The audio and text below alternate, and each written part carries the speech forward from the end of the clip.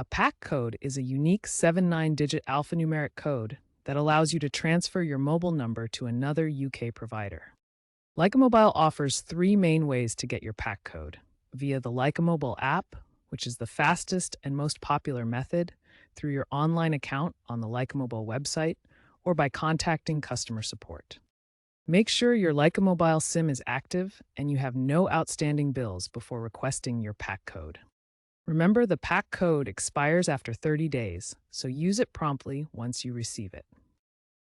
For the app method, first download the Lycamobile app from your app store and log into your account. Navigate to Manage My Number or Porting section.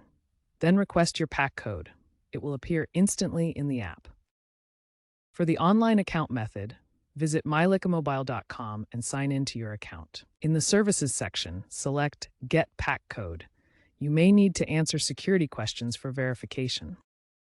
If you prefer, contact Lycamobile customer support by calling 0344 809 149 or using the live chat feature on their website or app.